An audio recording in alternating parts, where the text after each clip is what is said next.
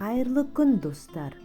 Сіздермен бризоль дайындаймыз және шашырап тұратын жабыспайтын күрішті дайындаймыз. Жасалуын көрсетемін. Видеоны соңына дейін қарайық.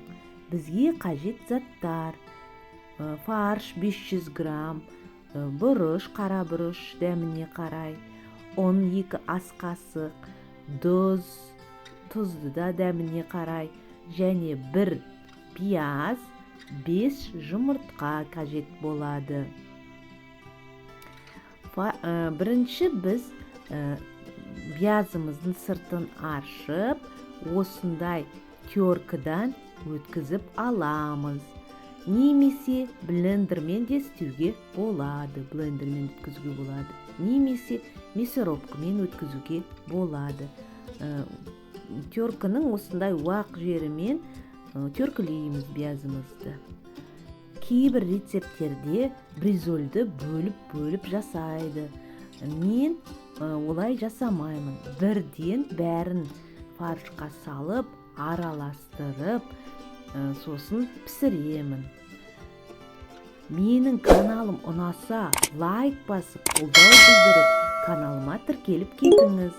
Комментарий жазыңыз. Комментарийіңізға міндетті түрде жауап беремін. Және рецепт ұнаса, WhatsApp арқылы достарыңызға таратуға болады. Теркіден өткен пиязымызды фаршымызға саламыз осылай. Содан кейін қара бұрышымызды саламыз. Дәміне қарай тұзымызды саламыз. Тұз, қара бұрышымызды салғаннан кейін, пиязымызды салғаннан кейін қолымызбен әбден араластырып аламыз. Осылай әбден араластырамыз. Мен қолғап келген жоқпын, өзіңізге дайындап жатқанмын. Егер ұнамаса, қолғап киіп жасауыңызға болады. Әбден осылай фаршымызды араластырамыз қолымызбен.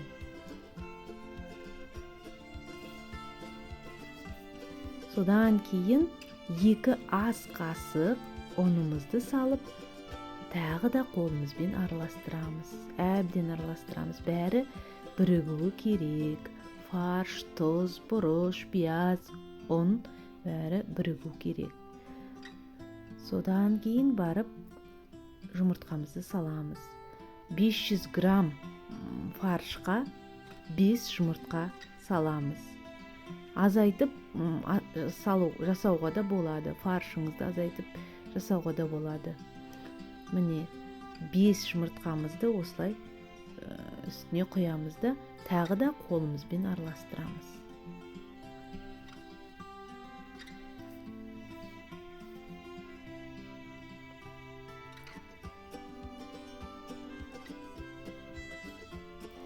Массамыз бізде сұйықтау болу керек. Егер қою болып кетсе, үстіне сүт құюға болады. Сүт қосуға. Ішінде іртік болса, оны да қолбен езіп жібереміз.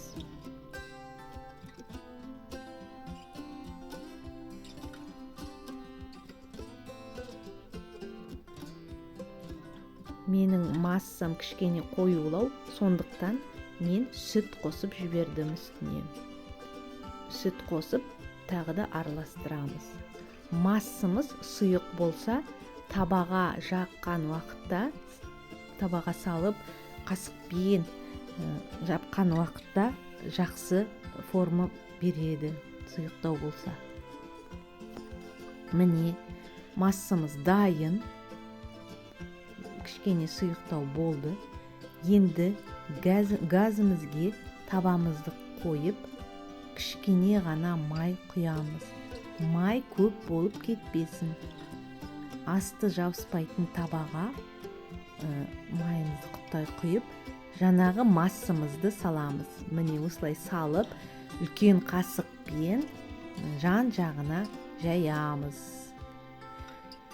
Дөңгелек форма береміз.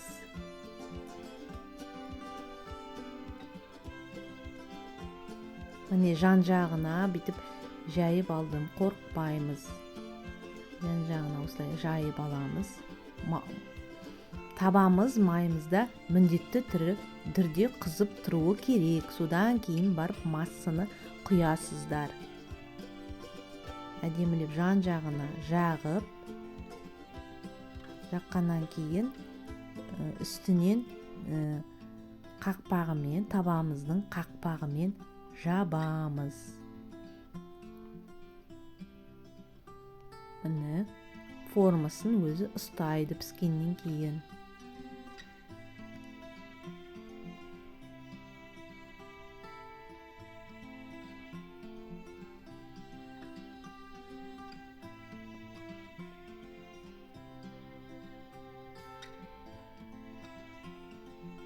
Міне қақпағын жабамыз осылай. Қақпағын жауып 4-5 минутқа қоямыз. Міне дайын болды. 3-4 минутқа қоюыңызға болады. Енді екінші жағын аударамыз. Сөйлеп. Жасалу өте оңай. Жасап көріңіз. Міне аудардық, формасын еш бұзбады. Тағы да қақпағын жауып 2-3 минутқа қоямын. Мен гарнирге күріш пісірдім.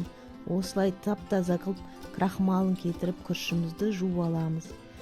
3 ас қасық сұйық майымызды құйып, майымызды қыздырып кішкене. Үстіне жуылған, тап-таза жуылған күрішімізді саламыз. Күрішімізді әбден араластырып қуырамыз осылай. Сол кезде күріштеріміз бір-біріне жауыспайды. Майға қуырып алғаннан кейін үстіне қайнап тұрған ыстық суымызды құямыз. Мен кесе жарым күрішке 2 кесе, сол өлшеген кесемізбен 2 кесе қайнаған ыстық су құйдым. 1 шай қасық тұзымызды салдым. Суымыз міндетті түрде қайнаған болу керек. Су бұрқылдап қайнағаннан кейін күрішіміздің қақпағын жауып, отымызды жай азғантайға қойып, 25 минуттай пісіреміз. Сол кезде күріштер бір-біріне жауыспай, әдемі дәмді болып піседі. Міне бір құрап тұрғаннан кейін қақпағын жабамыз. Гарниріміз дайын болғанша салмасын дайындаймыз. Бізге қажет заттар майонез, чеснок, қызанақ, қияр қажет болады. Осылай чесногымызды, сарымсағымызды теркадан өткізіп майонезге саламыз. Теркадан өткізіп алып майонезге саламыз. Майонезбен чеснокты араластырамыз. Араластырып жібереміз осылай. Ары қарай қызанағымызды жуып, қиярымызды жуып, тазалап тураймыз.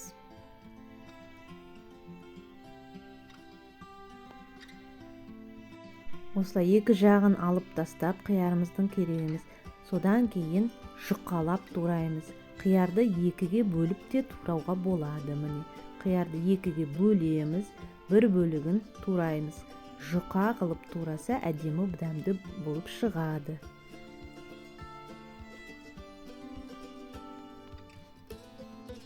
Содан кейін жуылған қызанағымызды тураймыз.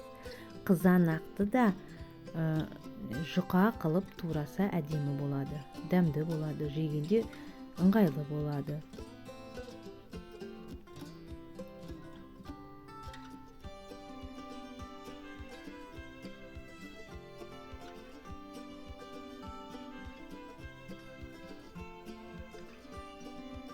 Салмамыз дайын. Енді күрішіміз пісті. Күрішімізді әдемілеп осы кәсеге саламыз. Кәсеге салып, кәсені кесені бірінші сумен сулап аламыз үшін. Себебі күріш жабысып қалмас үшін. Сулап алғаннан кейін осылай күрішті орналастырамыз. орналастырып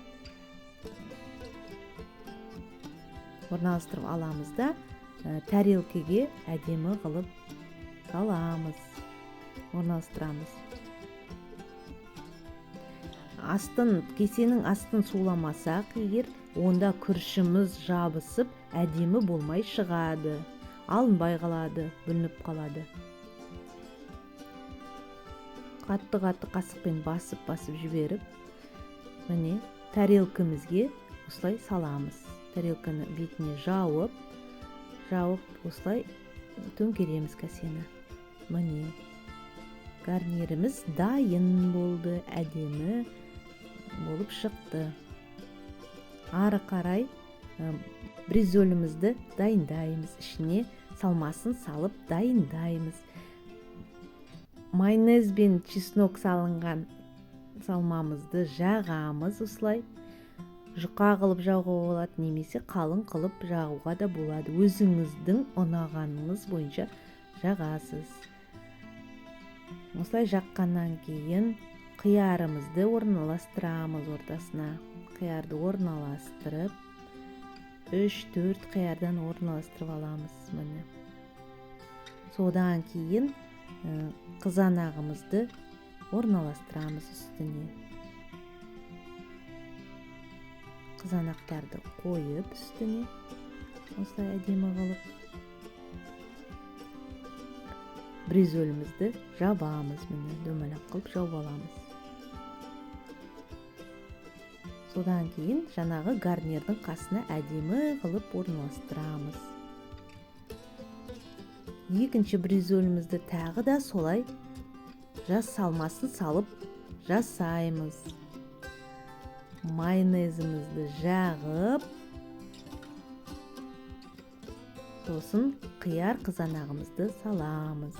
Менің құрметті көрермендерім, қазақша каналдарды қолдап, дамуын қолдап, көптеген қазақша каналдар көбеюін қаласаңыз, менің каналыма тіркеліп, лайк басып, комментарий жазып кетіңіздер. Қоңырауша белгісін басуды ұмытпайық, достар.